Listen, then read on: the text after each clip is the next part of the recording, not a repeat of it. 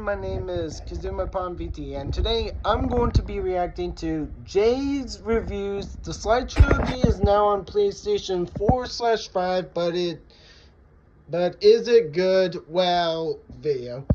Now, I will tell you, I love the Sly Trilogy. Heck, I'm still gonna play all 4 of the Sly Cooper games, but I'm going to be honest with you. We need...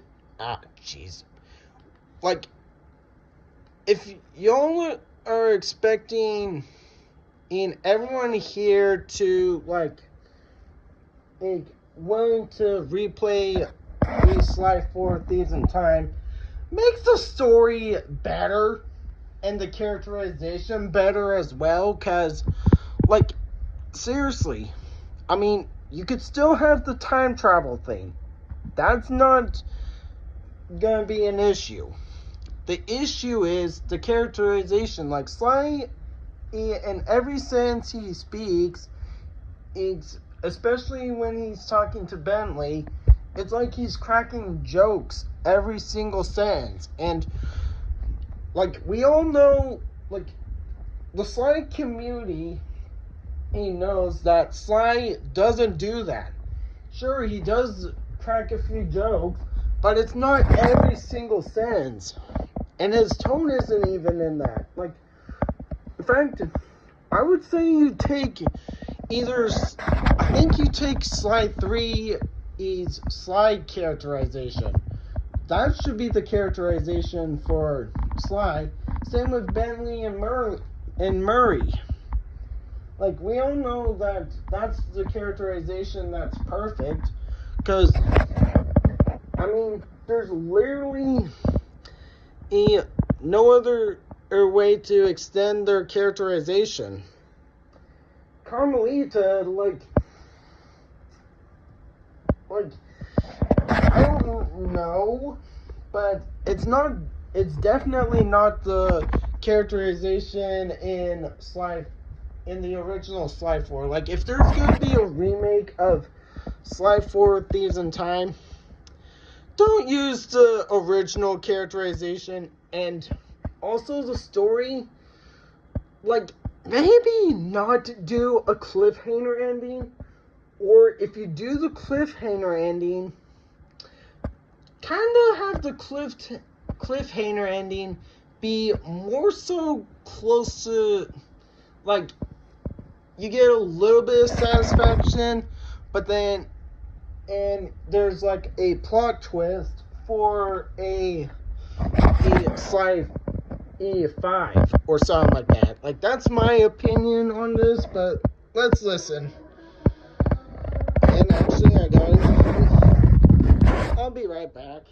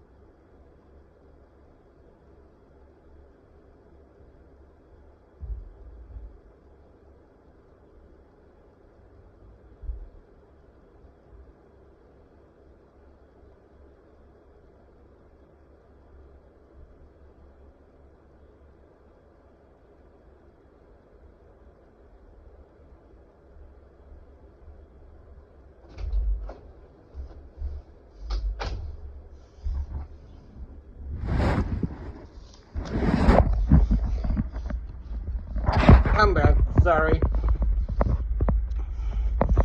Anyway, here we go. Christmas, clearly. How do I know? Well, if you clicked on the video, you could probably guess already, but the Sly Cooper Trilogy is back in action.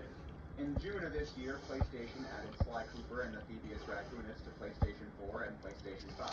It was the first in a wave of games released with Sony's new PS2 emulator. They have tried PS2 emulation before, but to very limited success. This new one has worked pretty well so far, so PS2 games have been dropping on PS4 and PS5 all year long, even improving it as they went along. Sly 1 got a patch the other day, in fact. But we'll talk about that later in the video. The Sly 1 footage in this video... Yeah, I want to know what the patch was. Before the patch. But after I played it in June and recommended everyone download it, what I was obviously left wondering was, when are we getting Sly 2 Band of Thieves and Sly 3 Honor Among Thieves? These three are some of my favorite games ever to be made. So having Sly 1 was great, but I wanted that full trilogy installed. And now, we've got all three.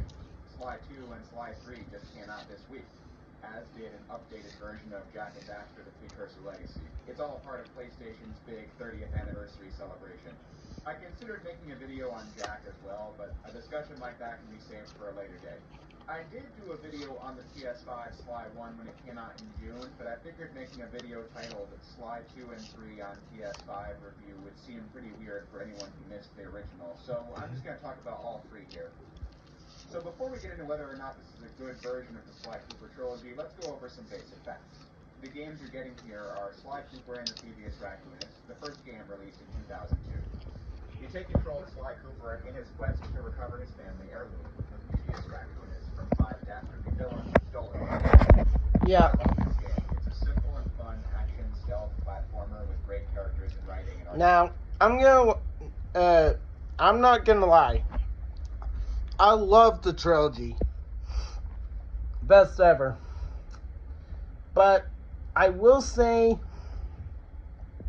I'd rather, I know Sly 3 already has,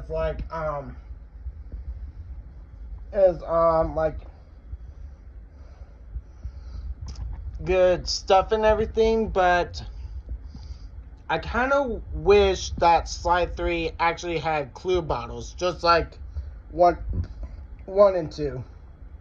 Now, if I were to, say, how those clue balls, those safes would have in it, I'd say,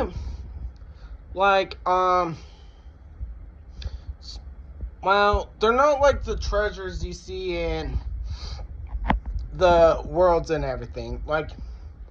They basically would more so be artifacts that actually represent the stage, or the world, I should say.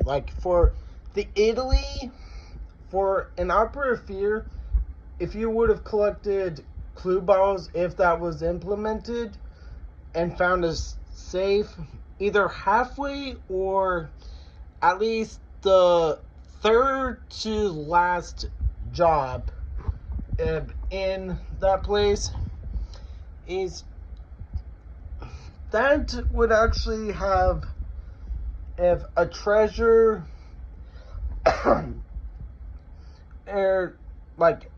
and it's the most valuable treasure, actually. It'd be some that represents the stage, basically. A treasure that actually symbolizes or represents the world. Same with Rumble Down Under, Flight of Fancy, so on and so forth. You get what I mean. But yeah, that's my only thing with Sly 3. I wish there was a remake of Sly 3 where basically you have clue balls implemented and you would, and I know the world is not as limited as technically Sly 3 is probably around, has the hub worlds be close to about the same size as Sly 2. So you could have implemented clue balls as just like Sly 2 in Sly 3. The save thing, I think the saves probably be middle. Wait, I can't remember if Sly 2 had the safe, like the clue ball saves be in the middle of completing in the whole world or anything, but it like maybe third to last job you would find the clue ball save or some in Sly 3, but I don't know. But that's just my opinion on Sly 3. Like, it's good. Like, I'm not gonna lie, Sly 3 in itself is good. I just wish there were clue bottles is implemented. That's all. But anyway, here we go. Band of Thieves is one of my favorite games ever made. It gave me my love of games as art.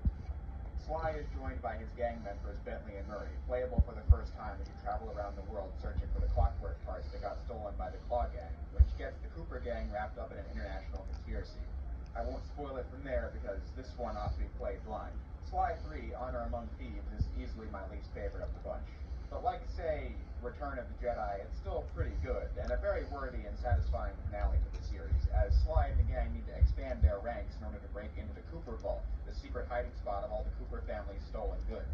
And along the way, you get to question how much legacy is really worth if it inhibits one's ability to live life how they want to. For some, Sly 3 is their favorite, which totally makes sense. I get liking any of these the most. I just like 1 and 2 more, but I still love 3. Now, if you have a PS Premium account, which I do, you can download all of these games for free. If not, it's which is a pretty fair price if you ask me. Yeah, I wouldn't mind. You see that massive file size? Worry not. It's so big because there is a PS4 version and a PS5 version with different file sizes. The big number here is the 2 sizes combined. You only need to download 1. I obviously just picked the PS5 option because it's what I was playing on. Anyway, Okay. You might wonder how this differs from the Sly collection you can find in the PlayStation Store, and the answer is this. The Sly collection is the 2010 remastered trilogy for PlayStation 3. On PS4 and 5, you can stream this game via the cloud. For the average person with a standard internet connection, it doesn't run very well and is not that stable. At least, streaming games when I lived in my place. Yeah, I I don't like that. Like, looking at that footage right there, not gonna lie, like, the Sly collection does not give the games their value. Like, basically, the games lose their value in the Sly collection. Just looking at that footage alone, yeah. On screen, it runs pretty well. However, it is pretty pixelated though. But I was also using Wi-Fi and not Ethernet, so no doubt that might have boosted it. So basically, your mileage may vary. This new Sly Trilogy release is not a native port of Sly. This is a new PS2 emulator that Sony has worked on alongside implicit conversions. Some staff there even worked on the PS2 emulator for PC called PCSX2. So this is an emulation of the PS2 original, which means it comes with all the ups and downs of that experience. If you are someone who prefers the HD widescreen gameplay of the 2010 remaster, you aren't going to get it here. This is the original Sly Cooper how it was on PS2. But that's not to say the emulator doesn't have any improvements. For example, all 3 Sly games on PlayStation 2 had this ghosting effect on the motion. This was still the case when Ghosting Sly effect? in June, but with 2 and 3, I actually slowed the footage down, and it seems like this issue has been fixed. But even with the patch, Sly 1 still has not seen this improvement. What's in place across the board is the 4:3 aspect ratio, because the original Sly Trilogy didn't have widescreen on PlayStation 2. If there's someone who doesn't like that, it might be another drawback. Personally, it's not a bother. Yeah, it's not a bother to me either. Collection and think it's more than good enough as a way to play Sly, well, but I'm a bit of a Sly purist, so I always play the games on my PS2 or PCSX2 on my PC whenever I revisit them. The HD collection has many downsides, like how visual assets that were designed for a 4:3 aspect ratio didn't fit the boundaries of modern 16:9 TVs, and the port team didn't feel like correcting that. And it had other issues, like how the silhouette effect in the intro of each game wasn't present in the HD version, or how they removed bonus content. In the first game, when you beat the time trials for every level, you were rewarded with a designer's commentary for that stage, seeing the team talk about how the level final product. That's fucked up. For some reason, that was removed in the 2010 version of Sly Cooper. In the 2024 release, it's all here and accounted for. Yay. The HD collection version of Sly 1 also had a slightly rearranged soundtrack by the same composer as the OG game. Which one you like more is just a matter of preference, but in the Miss Ruby boss fight, the slightly changed music timing altered the boss fight, which made it far more difficult. And this was already a pretty well-known part amongst Sly Jig Jig Voodoo. In the entire trilogy. Yeah, nope. See, I've been playing this game for the better part of 20 Yeah. years, and I still die to it. But this new emulator does come with some... Yeah. Like, I'm not gonna lie. After hearing that, I'd rather say I'm not buying the Sly collection or downloading the Sly collection in the PlayStation 5 once I get a PlayStation 5.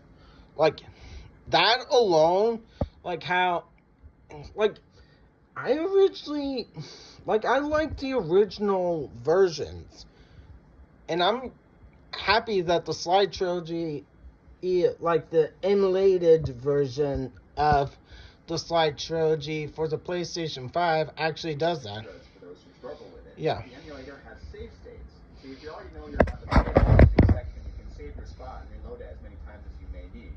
I never did that because I don't think the game is that hard, and I doubt most adults playing Sly 2 and 3 would need save states. Sly 1 maybe because it was a more difficult game, but Sly 2 and 3 are very generous with health and checkpoints, so I don't think you'd need it. But even then, another nifty feature is the rewind function. You can go backward in gameplay by like a few seconds or minutes to redo something you failed at, like the Ms. Ruby boss fight. If you like to cheese games in their harder segments, this is a feature for you. The options menu is the same whether you play on PS4 or PS5. The left and right side of the PS4 and 5's touchpad function as the PS2 controller's start and select button. The PS4 and 5's actual start button accesses the emulator menu. Here you can switch between the NTSC versions or the PAL region version. Wait, what? The main hang on. Hang on. What? Here you can switch between the NTSC version, NTSC, or the PAL region version. Guys, tell me in the comments of this video, like, what NTSC and PAL region, like, PAL are, like, tell me in the comments what those mean. Like, I feel like the NTSC and PAL are what they're talking about is like, let's see, what was it? Oh, it's control. I think it's the controllers or something. I don't know. Yeah. Yeah, it's control rebinding. Okay. Not invert the camera controls, which bugs a lot of people, so this can be changed in the options menu here. Visually, you have a couple of options to pick from. The default setting was the one you see in this footage. The colors were balanced how they were in the original version, so I thought it was the best one to use. The modern visual setting just made the colors darker, so I didn't see the value in picking this. I thought the classic arcade filter just made the whole screen an ugly pink. Maybe for older games this might be alright, but for PS2 I thought it was ugly. Modern arcade mode looked fine though, but the default is just the best one if you ask me. There was also the enhancement. When this is turned on, this is how you access the rewind feature I went into a moment ago. This is on both PS4 and PS5. However, the enhancements being turned on make the game run worse when playing on PS4 from what I hear. I imagine loading rewinds for a 3D action game like this is pretty intense for over a decade-old hardware like the PlayStation 4. So use at your own risk on that console, but from my experience it works pretty great on PS5. But if I were in charge of the emulator, I would put a few more options in here, like the aspect ratio. I just said I don't mind it being 4:3, but I would have gone beyond the one option. Some would probably prefer to stretch the image to fill the screen horizontally. I don't like how it distorts the picture, but some would prefer that to fill the screen. For me, I thought the image was too wide already, even though it didn't fill the screen. If you look at my PS2 or PCSX2 footage, you can see the image is much skinnier, which I prefer since it's the original resolution. If we could get the option to pick between these three modes, that would be great. In addition to the arcade filters, I think it would have been nice if there was a native resolution perfect pixel option. If you've seen any of my videos, you'd know that I'm fond of this option for pretty much every retro console, even with 3D graphics. So I wish that was an option too. And it's not just wishful thinking. I know updates are possible. It's been patched a couple of times. Like I said, A little cold in here actually, so I'll turn it off. But anyway, here we go. Ah, jeez. I just realized I have a bed.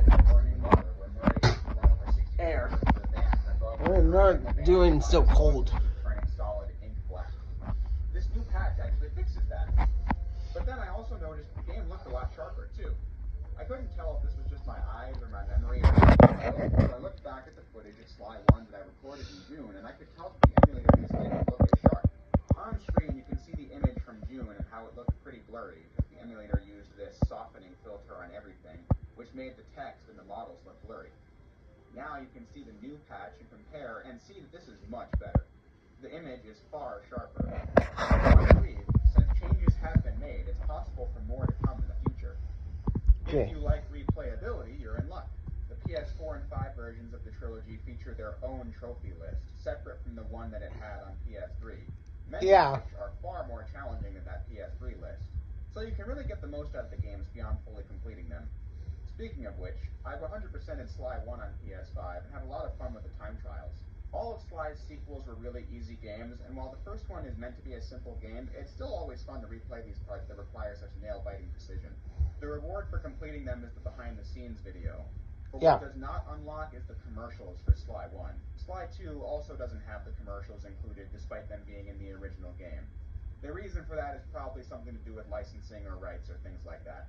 But on the note of replayability, this new version of Sly 2 did something quite unexpected. All three Sly games in every previous iteration had unskippable cutscenes, but with Sly 2, by pressing start during scenes, you can skip through them. It's very crudely implemented in that you can skip I'm not doing the cutscenes. Yeah. Still running during gameplay.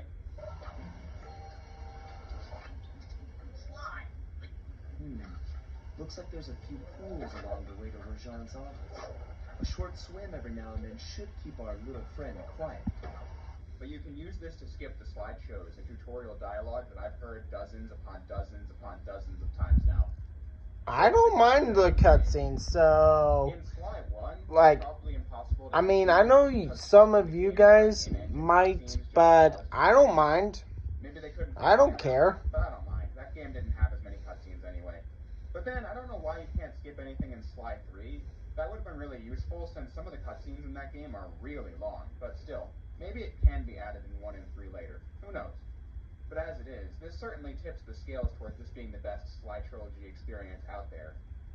Even though tow cables go haywire in Sly 2 for some reason. That never happened in any previous version. But at the end of the day, I was pretty pleased with this. As the video shows, there are issues here that could be patched out, and features I'd like to see as the emulator grows with more games.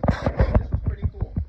I think it's a great way to revisit the Sly Cooper trilogy for those who have not played it, and those who haven't played it in a long time, and those who've played it far too many times. It's not. I believe as this person said, I think I'm more of the person that hasn't played them in a long time. I mean, granted, I did not play the fourth one either, but I already gave my opinions on the fourth one. Like, story is bad, characterization bad. Like, we need a remake of that, to be honest.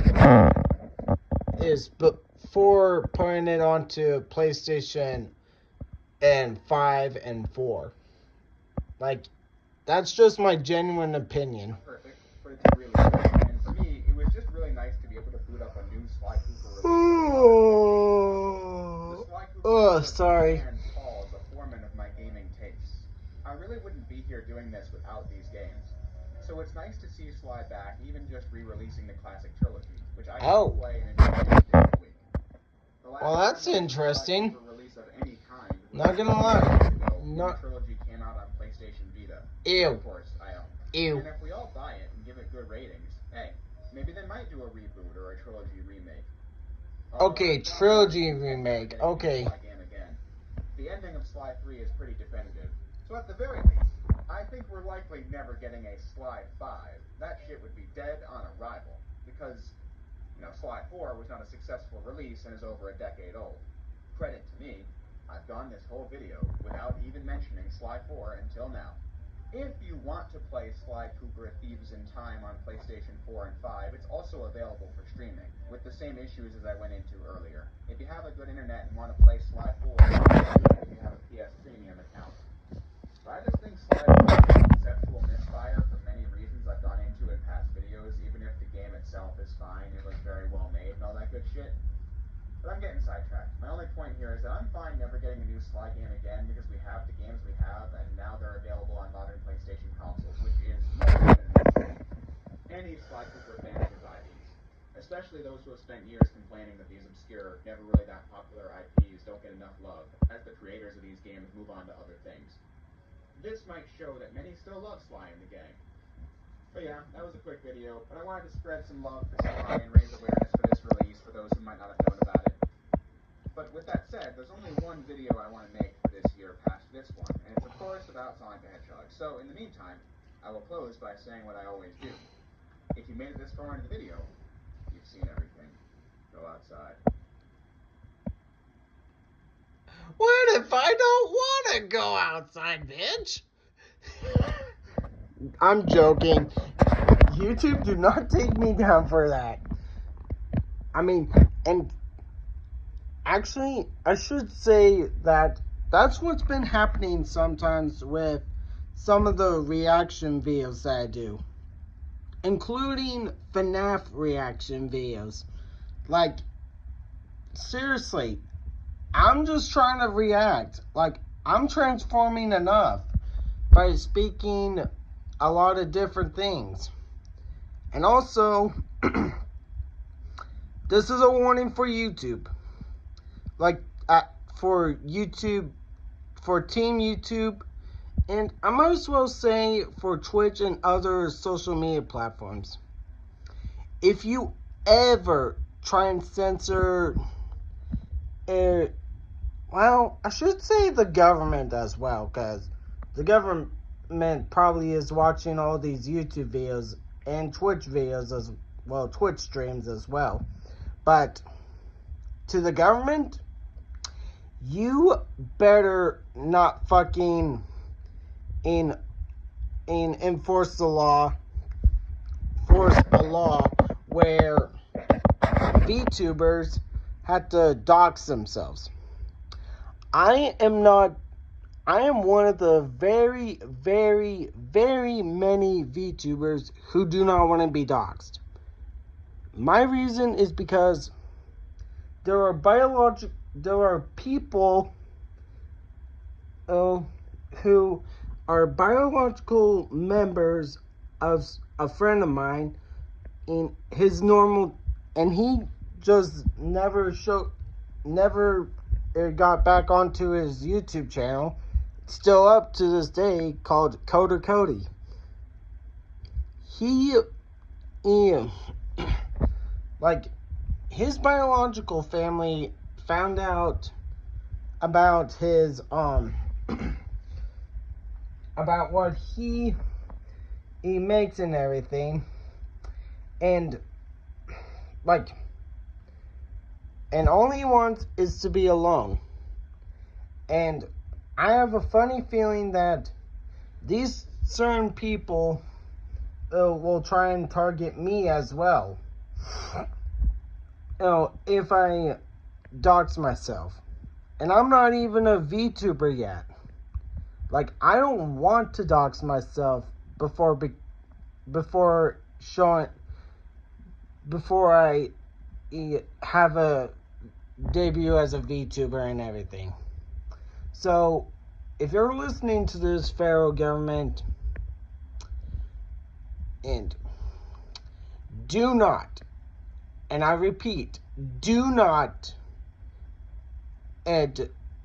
allow that law to pass. I do not care. In fact, if you want to help people and make a better place, why not freaking go around and federally arresting people who are freaking lazy asses who do not want to take responsibility for what their children can and can't watch? Like, how about you do that? That solves every problem, because there is nothing wrong with VTubers. There is nothing wrong. And if you all in the federal government is thinking that listening to a bunch of lazy ass, ignorant Karens is a good way to get you a better approval and everything, and you're dead ass wrong. Like, how about you go bury yourself in a grave or something, if that's what you think? Like, seriously. Like, y'all are just bunch of, those people, and parents are just, those parents / Karens are just lazy asses.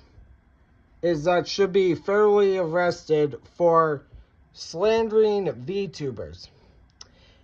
Is just by existing and creating content that is fun and for everyone.